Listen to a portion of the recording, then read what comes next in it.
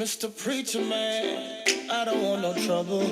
I just came to praise and worship with my brothers, praying to the Lord and hoping He forgive us. I want God to save us, don't want the streets to kill us. I'm like Mr. Preacher Man, I don't want no trouble. I just came to praise and worship with my brothers, praying to the Lord and hoping He forgive us. I want God to save us, don't want the streets to kill us. I'm like Mr. Preacher Man, please don't be alarmed. We just come to pray, we don't mean no harm. I see how you're looking, of course we ain't perfect. We figured if we came to see Jesus it would be worth it. We live up the block, and I know you've seen us running from the cops. All this senseless killing, we won't let it stop. We want you to know, sir, if you don't let us in, we have no place to go, sir. Mr. Preacher Man, I don't want no trouble. I just came to praise and worship with my brothers, praying to the Lord and hoping He forgive us. I want God to save us, don't want the streets to kill us. I'm like Mr. Preacher Man, I don't want no trouble.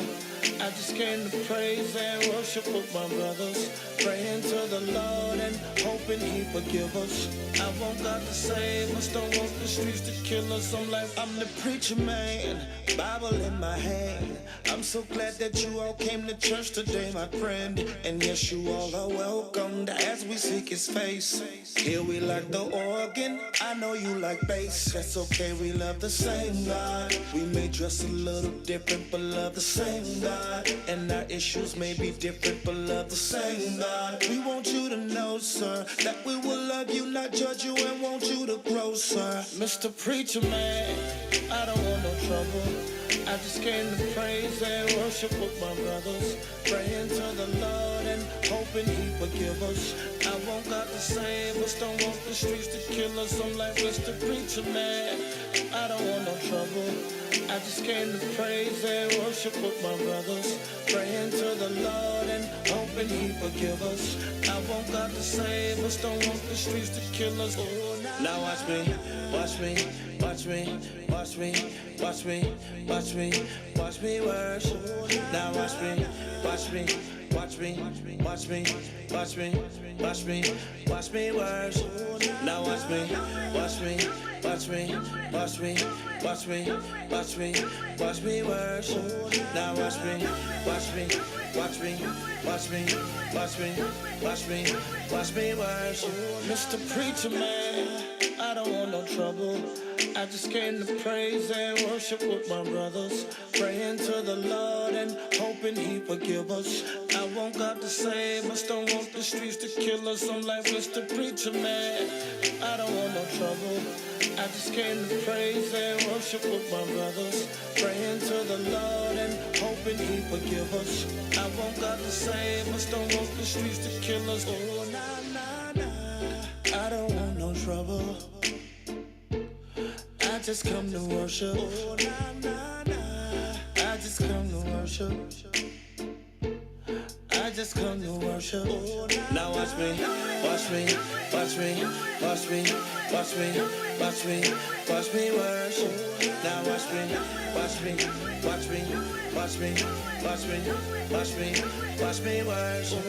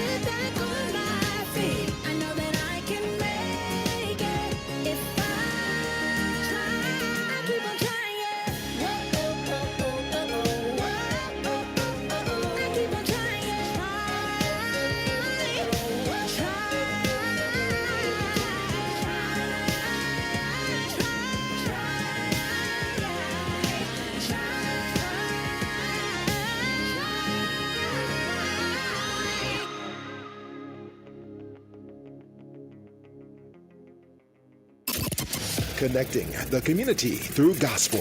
The new 107.9 FM, W300EB, Macon, and WDDO 980 AM, Perry. Macon. The views expressed on this program are not necessarily the views of the Glory 980 AM, the Glory Media Group, LLC, WDDO AM, its staff, management, or advertisers, but are the views and opinions of the participants of the broadcast. It is now time for the live broadcast of the NAACP with Gwinnett, Westbrook, and Mr. Dumas.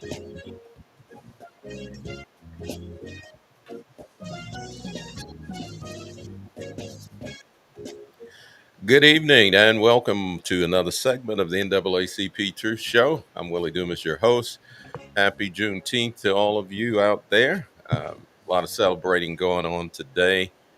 We've had a wonderful time thus far. We participated in the parade this morning.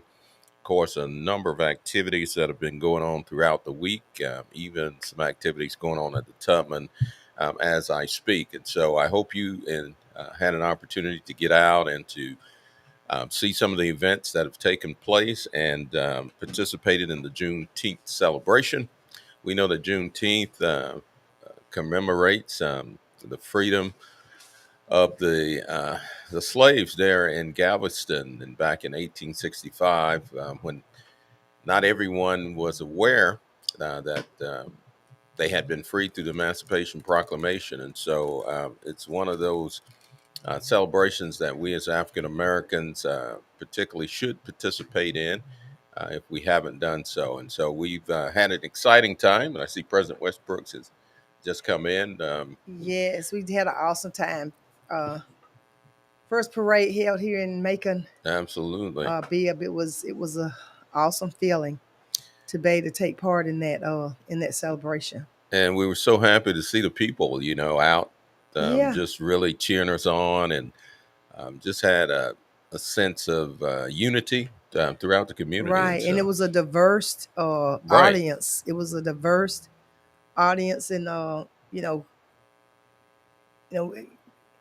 sometimes I think about even with the NAACP, sometimes you read comments that people make, especially when we take a stand on certain things.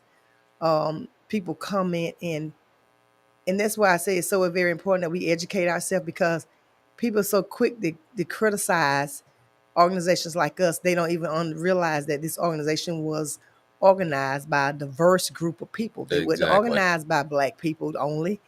It was organized by white people, right? And with different backgrounds and different nationalities. So, it was just good to see that there was a diverse group of people there for the Juneteenth. Exactly, and they were, people were waving, and they were and I excited.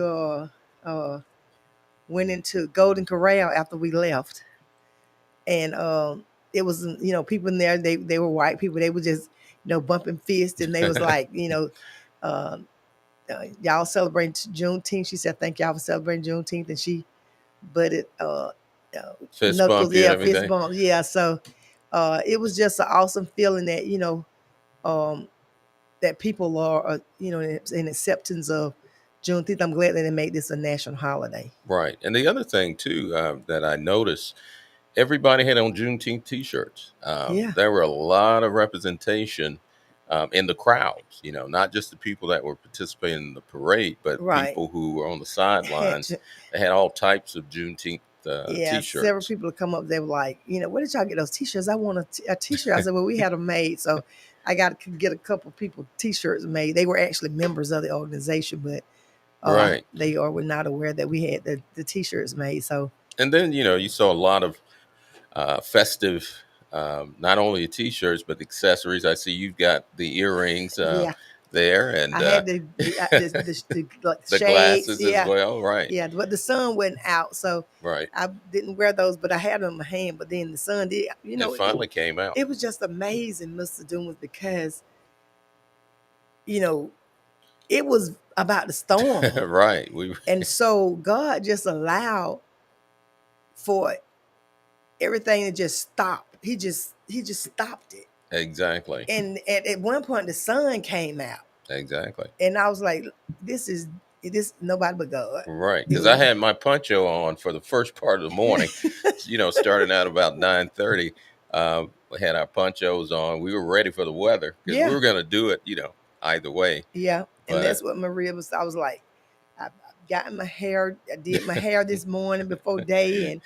And I'm like, it's going to probably rain on it, but I'm not going to ride on the truck. I'm going to walk. Right. And I'm going to have on this poncho and have my hair covered up. So, but God held the rain off. He held it off. He really did. I felt a little guilty at first because you were walking. I'm riding on the truck, and I'm like, well, I probably need to be walking as well, But we had the music going, of course, on the truck and playing Glory by John Legend and Common. And I really wish I had a thought about it to let the radio station here. Yeah, play that song Glory. Right. While we're on the show today, that song was just so perfect for this occasion. Absolutely. And I really didn't think about it to ask him to play that song, but right, and that kind of gave you just a sense, a different feel. Yeah. Of part as far as the atmosphere. That song kind of creates a very rememberable type of feeling, as it relates to what Juneteenth is about. Right, and, right. And that we as an organization, the NAACP, how we are still fighting for freedom and still standing up for justice for all people. So. Yeah, and people don't want people to understand, we're free. Right. But freedom doesn't always mean that we have our freedom. But freedom doesn't always mean that you're free. We're still struggling and dealing with some of the same issues that we were dealing with 50 years ago. And like you say, a lot of, slaves were freed, and the slaves in the North was free, but the slaves in the South didn't know they had been free. So they were still in captivity and slave. And I've talked about this on the show once before, Mr. Dumas. We went to South Carolina, and I can kind of understand Serena, the tennis player, why she didn't want to just refuse to play in South Carolina until some changes were made. But I'm telling you, there's a lot of history dealing with slavery in South Carolina. Wow. And I just remember also going to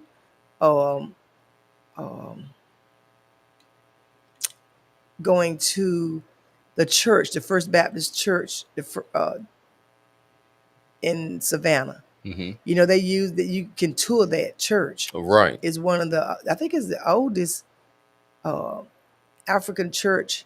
But I can remember they were giving a lot of background and history on that church and is talking about it. And I stopped doing it because when they explained to me, a lot of time, and they still do it. I see people do it now. I don't do it anymore. But when they raise their finger and their hand, and they just letting you know that they getting ready to leave out or something. But they were saying that was originated from slavery. The slaves used to do that to let their masters know that they were actually having to go to the restroom so I don't do it anymore.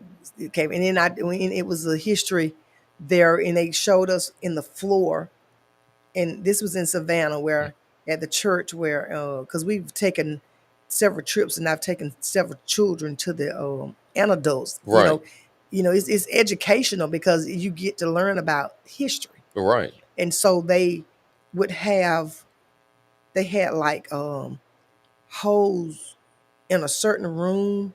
They had holes drilled in the floor and like in diamond shapes. And so they didn't know, they explained to us that those, and they still are there today.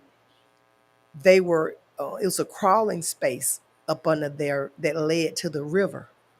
And that's where the slaves were being hidden there. And they had those holes drilled there for breathing so they could be able to breathe up under the floor. So that was probably part of the Underground Railroad, so to speak. Yeah. Right. And so the slaves would be, masters be looking for them, and they were wondering what these holes were.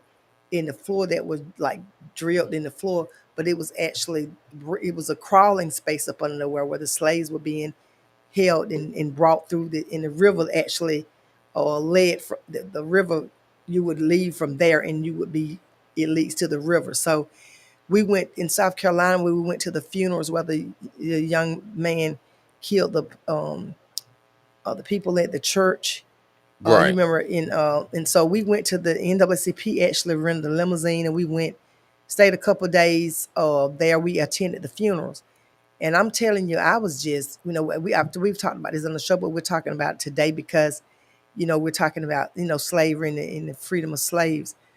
But they still have it was actually closed that day. And I don't think that I would have been able to go inside because I couldn't even make it on the outside. But they still have the sign saying slaves for sale or something like that. Wow. And it's just a museum actually, and it had the thing where the slaves stand up on the Like the block. and they auction them off. And I'm telling you, my husband had to take me to the car. I couldn't take it. Wow. I just boo-hooed and boo-hooed. He had to take me to the car. I sat in the car and waited till everybody. Then we went to another area where the slaves were actually the river, where the slaves actually crossed over in the river and all that. And so they still got it's part of our history, but it was just hard for me to I hear it was just hard for me to deal with that day. And I guess probably because of the purpose of us being there, because of racial hatred, Right. and taking the lives of Black people, and we, you killed people in the church. And so it was just an emotional weekend for me that weekend. But I see Rhonda Bird is on here. Good evening, Miss Bird. Good evening, Maria Bryant. Exactly. Glad you all are on today.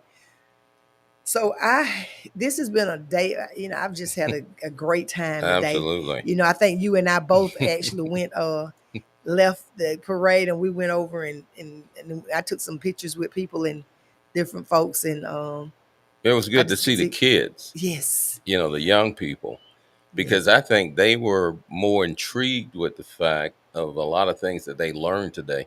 Right. Because I know at the Tubman they had reenactments, Right. Harriet Tubman, Right. Rosa Parks, and a lot of those that were done. And those, there's nothing like a good story, Right. And when children can hear, a story about what's happened in the past and get a feel of what their ancestors have actually gone through, Right. When it's acted out, they get a better feel for that than just hearing it said. And Right. so, hello, Mr. Michael Anthony Hicks. yeah. So, hey, Mrs. WESTBROOKS and Mr. Dumas. Hello.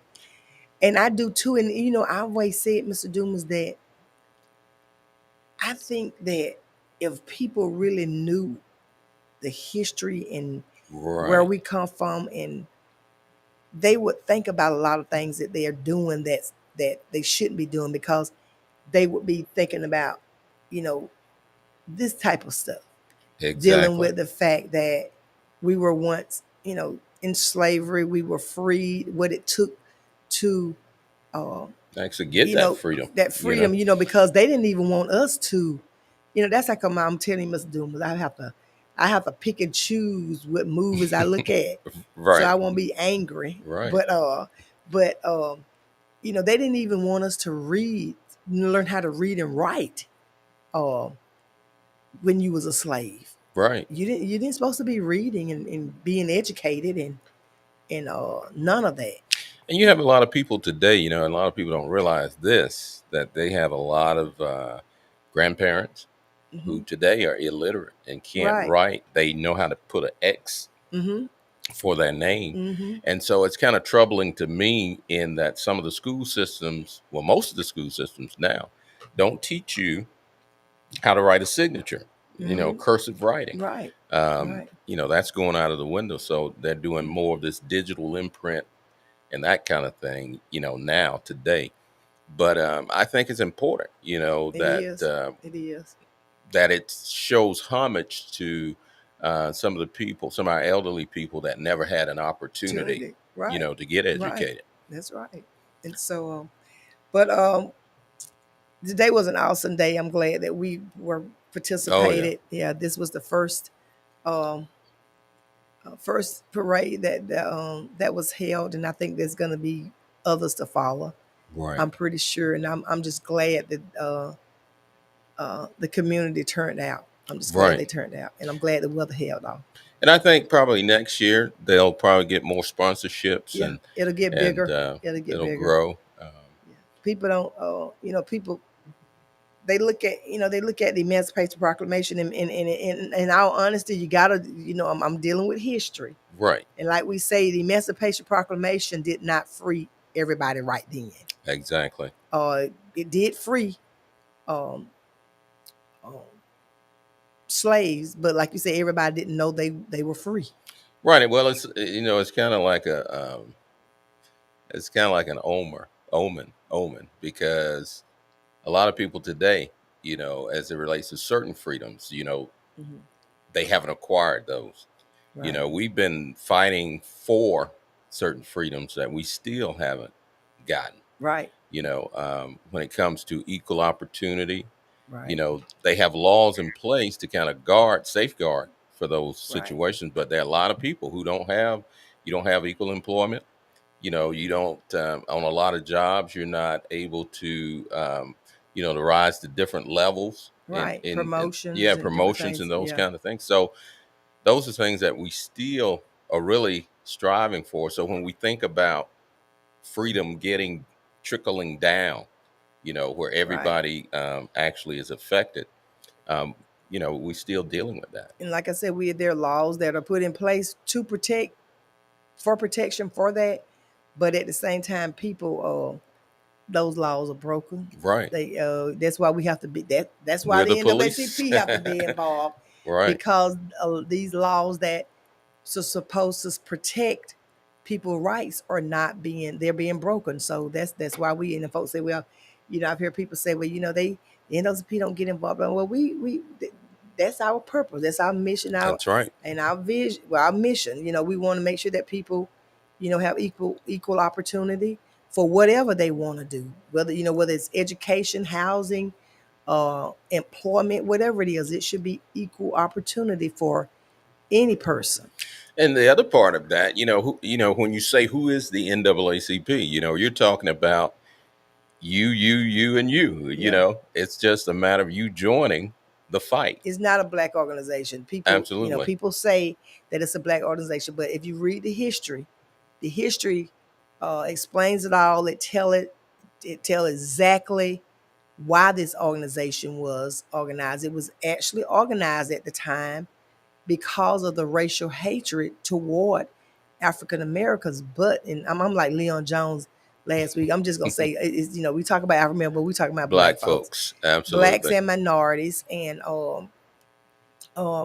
so what happens is, but the organization was organized by black and white people, and so they saw the inequalities in the racial hatred, the crime, and the murdering and killing and hanging of black people. Right.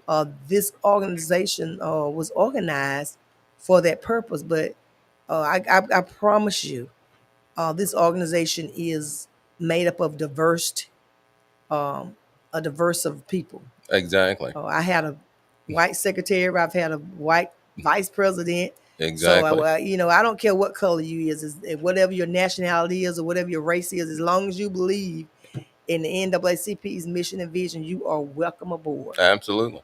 Yeah. Pull up your sleeves, because it's plenty of work to be done. It is. But we had we talked last week. We did have our press conference. Right. We did a press release, kind of in a press conference, and I always, the NAACP always like to try to do a press release before we do a press conference, because we know a lot of times, Mr. Dumas, the news is going to break it up. They're not gonna have, because they were like, you said a lot, and so I already knew that they weren't going to put our whole story on the news. So, but they normally print it online. They put your entire interview online, but I knew that they were, and I still hadn't seen the press conference yet, but I knew that they were going to break it up and break it down and take it apart. So, but we did do the press conference, and I want to make, I don't know who's listening, but I want to make good afternoon, Mr. Crawford. Yes, Mr. Ricky Crawford. I want to make sure that people understand that whenever you see the NAACP in the media, it's because we've gone through every other channel to try to get cooperation, and we can't get a cooperation. So that's when you see us in the media, that's the reason why. Absolutely. And so we scheduled a meeting with the judges, and sometimes I can understand, them not being available because I know they're in court. I don't know who was in court. We did get a response back from a couple judges. One judge, he didn't even respond at all. So, but the judges were invited. The district attorney was invited. The sheriff department was invited. The Department of Community Supervision was invited. The public defender's office was invited. Everybody that plays a part in this probationary process. Yeah. Right. So, of course, Department of Community Supervision, which is known as probation. Some people call it probation, but it's Department of Community Supervision now, making circuit. And they did not, no one, out of all these people that are then in management positions, no one showed up in this meeting. And so we decided to do the press conference because we've given you all the opportunity to tell us exactly what's going on. And so you all chose not to come to the meeting. So what's concerning to me is, and I guess this POM Probation Operation Management Act, what is POMS Act, I'm not really sure about this. I'm not, I'm concerned about the process of it. And I know what its purpose is. And that's basically to keep the probationer from going before the judge. It's for probation ratification, but it also decreases the judge's caseload. And what happens is, as we talked about last week, they put the chief probation officer and an administrative hearing officer is the one that handles and makes a decision what happens with a probationer that violates the probation. Right. Now, I don't want people to get me wrong because, I've heard people say, I've heard somebody from juvenile justice, one of the judges said this, people run to the NAACP, we're not. And so it's not that, because if you call us and you're not right, then we're not going to. Right. Just uphold something. Yeah, we're not going, we don't help everybody. Right. And so like I say, I'll go to bat for you if you're right. We can't go to bat for you if you, and I'm not saying that if you're just because you're incarcerated, people got to understand just because you're incarcerated does not mean that you don't have rights. That's correct. And so that's why you will see me involved or see the NAACP involved with somebody that's incarcerated. It's normally because their rights have been violated in some type of way. And people got to understand, I don't care if you locked up, I don't care if you're in prison, I don't care if you got life in prison, you still have rights. You cannot violate a prisoner's rights, regardless of whether they're guilty or not. Right. They still have rights. And in a lot of cases, you later find out people are innocent in a lot of situations. Right. So the concern that I have, in the NAACP, and we had the state president for the NAACP in the meeting also. And the concern that we had was the fact that we're talking about nonviolent crimes that we're dealing with these probation violation probations. A lot of them are technical violation. When I got the report from the jail, I went through it, and it was roughly 100. I said 170 something, but the Major Woodford corrected me. It was 180 something people that were in jail for probation violations. Maybe 40 40 or 41 that was in there with a hold, and 140 something there with new charges. And so you gotta separate it. You gotta look at them, see if we're not talking about violent crimes. I'm talking about non-violent crimes. Right. So if somebody don't report or somebody tests positive, I'm not saying that they don't need to be punished. Because you got a probation violation. Right. When you were on probation, you've been told what your the rules is, and people slip sometimes, but you're on probation. I'm not saying that they should be punished, but sentencing someone to RSAT up under the Palm Act, there's different stages that you're given as far as punishment. RSAT is the last stage. You don't with RSAT is normally people that are breaking the law, that normally has an addiction, some type of addiction. It could be alcohol, it could be drugs, but they have some type of addiction that they're to the point where they're breaking the law, stealing or whatever to get drugs. That's you don't what I've requested. My recommendation is we may have to take that out of the probationer's hands, Department of Community Supervision's hands, because you don't sentence a person to RSAT as a form of punishment. It's supposed to be because of the need. Right. A person that has an addiction to the stage they have to be sentenced to RSAT, it should be because they have an addiction and they need to have, it's a treatment program. If you bring something to the courthouse to sign, and you say, well, I'm going to give you a 60 to 120 days, you need to sign this waiver. And you say, well, I don't understand it. Right. So they take that as a rejection. So what they do now is, since you didn't sign because you don't understand and you didn't sign it, they take it as a rejection. And so then you shows up, they give you a court hearing date, actually a hearing date to go before an administrative hearing officer. Yeah. At that time, you don't have the opportunity to say, well, I don't understand. I didn't understand. I didn't sign. They make a recommendation. Well, this person needs to go. I'm recommending they go to RSAP. You're not recommending RSAP because they need it. You recommending it as a punishment. Wow. Because they didn't sign a waiver. And so they want you to sign the waiver before you actually, the purpose, and this is where the rights are being violated. Right. First of all, they ask you, do you want to proceed with an attorney, knowing that they can't offer you an attorney in the Palm Hearing Act because you have to pay for it yourself. Wow. We had the public defender's office on the office in the meeting. They said they have no obligation to represent people in the Palm that go through the Palm Act. And normally that Palm Act, you're given that alternative by the sentencing judge once he sentenced you for the probation and the hearing officer to handle your probation violations.